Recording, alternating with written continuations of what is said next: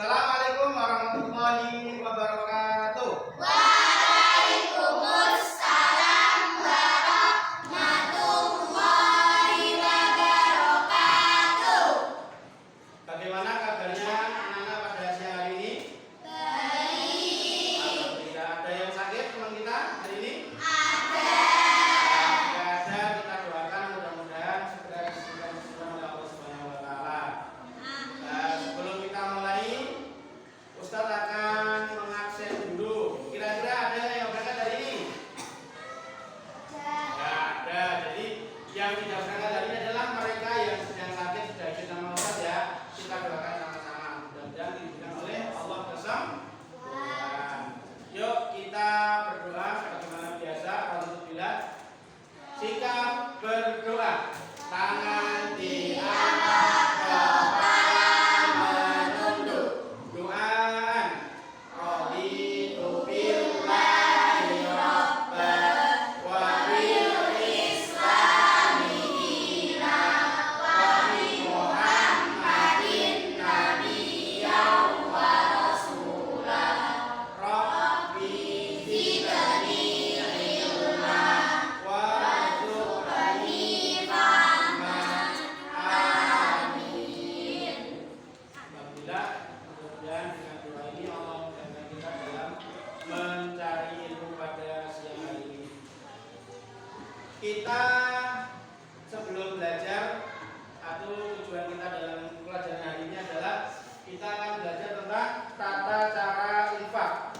Jadi tujuannya agar kalian nanti siswa bisa menentukan bagaimana tata cara infak dan siapa yang berhak mendapatkan infak dan siapa saja yang tidak berhak mendapatkan infak. Kemudian hikmahnya dari pembelajaran ini, kalian nanti tidak salah dalam menyalurkan infak. Jangan sampai uang infak itu kalian berikan kepada orang yang salah ataupun keliru kepada orang yang seharusnya tidak menerima tapi kalian beri infak. Kita lanjutkan. Sebelum mulai, kemarin kita sudah membahas tentang hukum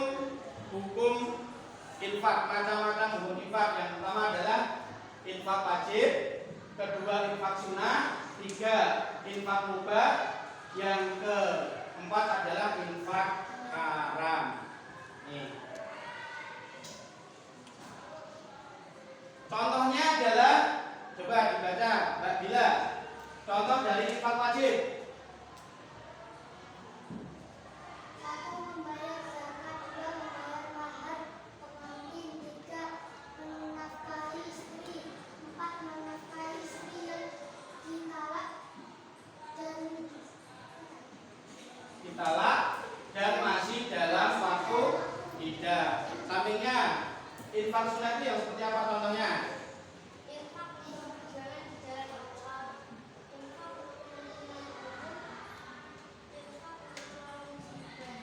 Ya, infak mubah contohnya apa?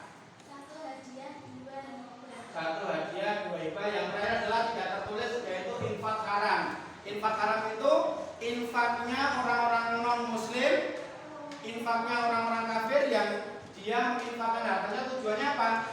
Agar syariat Islam tidak berjalan di muka bumi ini. Atau orang yang memberikan uang banyak kepada orang lain tapi tidak niat karena Allah, karena kesombongan, itu namanya infak haram. Jadi pelajaran kemarin sudah kita terangkan macam-macam hukum infak. Ada 4, yaitu infak wajib, infak apa lagi? Infak sunnah, infak mubah, dan infak haram. Ya, sekarang kita akan masuk ke dalam pelajaran selanjutnya. Tetapi sebelumnya Ustaz kasih motivasi dulu. Jadi motivasinya adalah hari ini, dengarkan.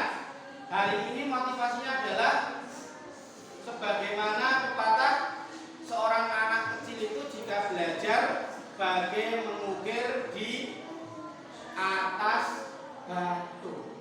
Suwe to ra kira-kira? Orang yang mengukir pakai batu itu hilangnya suwe atau lama?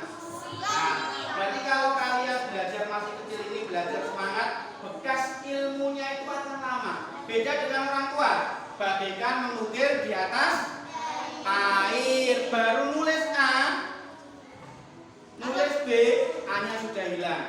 Makanya kalian mumpung masih kecil, semangat dalam belajar, jangan malas-malas. Oke? Siap? Kalau siap kita lanjutkan. Kita masuk ke tata cara infak.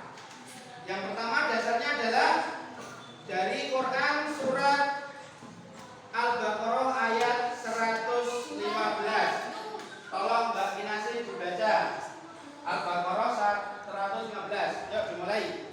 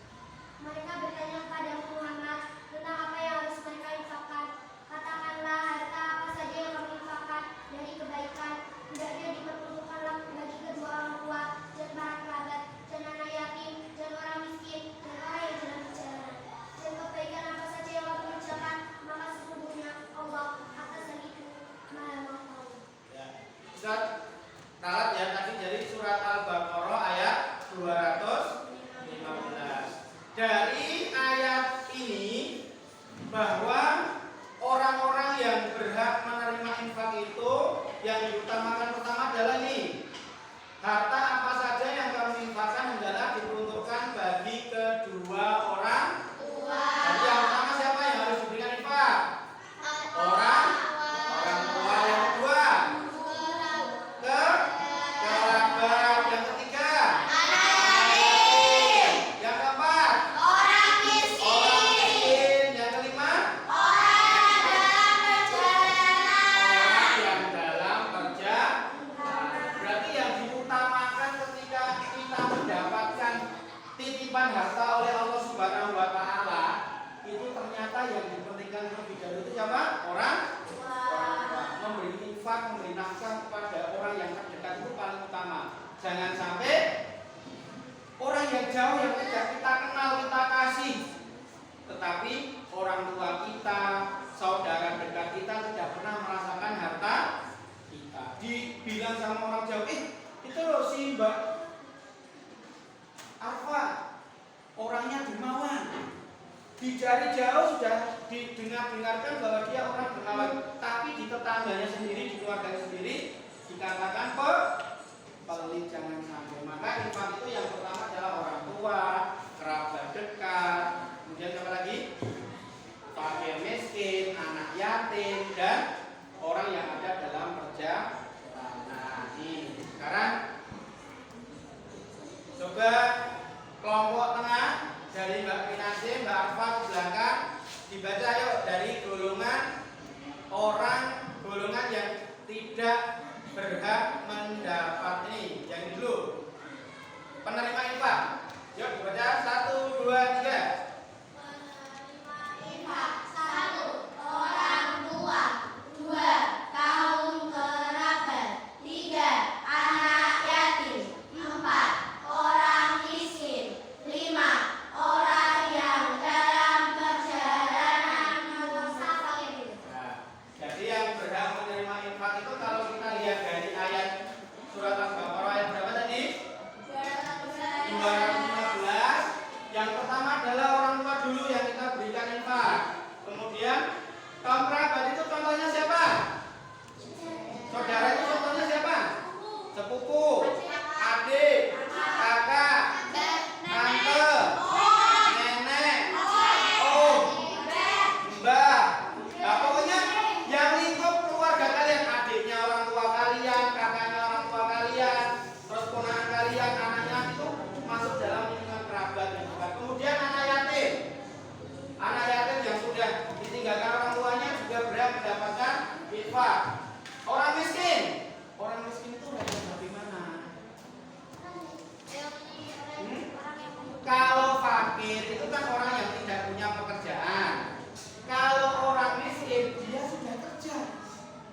wis melu kerja karo kancane, melu kerja karo tanggane, cuma penghasilan dari dia kerja itu tidak cukup untuk kehidupan sehari-hari, namanya miskin. Dia berhak mendapatkan infak. Yang kelima adalah orang yang dalam perjalanan musafir.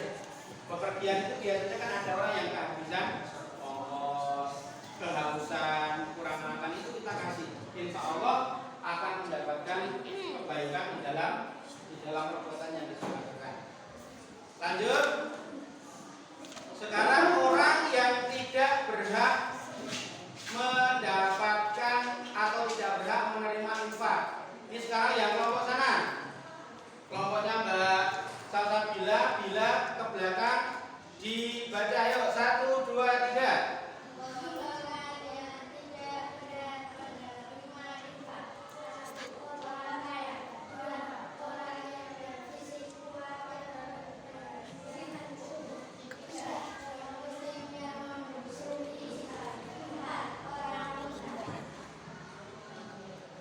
Ya, orang yang tidak berhak menerima infak itu satu adalah orang kaya. Boleh nggak orang kaya menerima infak? Tidak. Pantas, jangan dikasih infak, dia sudah kaya. Harusnya orang kaya itu memberikan Infak. Orang yang bervisi kuat dan berpenghasilan cukup, kerjanya kuat, dia punya penghasilan cukup, boleh nggak dikasih infak? Dia tidak berhak mendapatkan infak. Non muslim yang ngurus Islam, non muslim tetanggamu ada yang non muslim, tapi ini ada orang sholat masangi juri di jalan, ada orang mau berbuat baik mojok-mojoki biar tidak berbuat baik, nggak boleh dikasih infak. Yang keempat adalah orang murtad. Murtad itu apa sih? Nah, orang yang dulunya beragama Islam tapi dia keluar dari agama. Yang kelima sebetulnya ada, yaitu orang yang sehat, kuat, mampu untuk bekerja tapi nggak mau bekerja. Ada nggak orang seperti itu? Ada. Masih muda, kuat tenaganya, bisa cari kerja yang baik, tapi cuma nongkrong-nongkrong di rumah, nggak mau kerja, nunggu saluran orang lain. Ini nggak boleh. Dia kalau dia mampu bekerja, maka dia harus bekerja, tidak boleh mendapatkan infak. Nah, jadi ini ya, kita tahu ya dari pelajaran tata cara infak ini diantaranya beberapa golongan yang tidak berhak mendapatkan infak dan golongan yang berhak mendapatkan infak. Coba sekarang ditirukan Ustaz, semuanya menirukan, yaitu dasar dari surat Al-Baqarah ayat 215, yaitu golongan orang-orang yang mendapatkan infak dari sini. Ditirukan ya. Yas'alunaka madza yunfikun. Yas'alunaka madza yunfikun. Qul ma anfaqtum min khairin Qul ma anfaqtum min khairin falil walidaini wal aqrabin falil walidaini wal aqrabin wal aqrabina wal yatama wal masakin wal aqrabina wal yatama wal masakin wabnis sabil wal masakini wabnis sabil wa ma taf'alu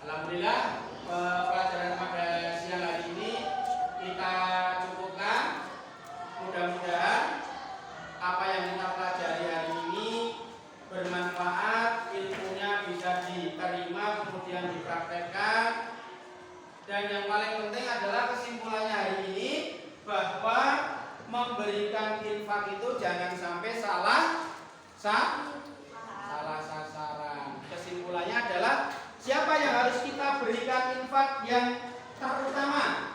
Orang Orang tua. Kedua siapa? Kerabat. Ketiga siapa? Anak yatim. Keempat siapa? Orang Orang miskin. Kelima siapa? Orang yang Orang yang dalam perjalanan. Kemudian ada juga golongan-golongan orang itu yang tidak berhak mendapatkan infak. Tapi hari ini banyak orang yang tidak berhak jalur-jalur, ada nggak? Sudah kaya, sudah mampu, tapi kalau ada bantuan daftar, ada kan? Nah, di antara orang-orang yang tidak berhak menerima zakat itu, di antara satu adalah orang kaya. Kalau sudah kaya nggak usah menerima infak-infaknya, biar dikasihkan orang lain. Yang kedua, orang yang mampu bekerja dan kekuatan tenaganya masih bagus, pemuda, kuat, fisiknya sehat, ini nggak boleh menerima infak, harus bekerja. Yang ketiga, non muslim yang memerangi Islam. Yang keempat, murtad, orang yang sudah pernah beragama Islam tapi dia keluar agama, ini namanya murtad, juga tidak mendapatkan infak. Nah, anak-anak kita tunggu saja. Kita tunggukan pesan dari Ustaz, rajin-rajinnya belajar. Di rumah kita belajar ya. Jangan lupa di rumah belajar, di sekolah belajar, di mana-mana tetap belajar, karena belajar itu tidak mengenal waktu. Dalam hadisnya Rasulullah bersabda, "Thalabul ilmi minal mahdi ilal lahdi." Menuntut ilmu itu dari kalian lahir sampai kalian kubur, itu baru berhenti belajar. Ning ije urip berarti apa? Artinya kalau kalian masih hidup, masih bernafas, masih ambekan, itu berarti ada kewajiban untuk belajar. Kecuali nanti kalau sudah dimasukkan ke dalam kubur, sudah dipendem, ditinggal di kuburan, tetangga-tetangganya pulang ke rumah, nah itu sudah tidak ada kewajiban untuk belajar ya. Hanya itu saja pesan dari Ustaz, semangatlah dalam belajar. Mudah-mudahan tercapai segala impian yang kalian impikan dan cita-cita.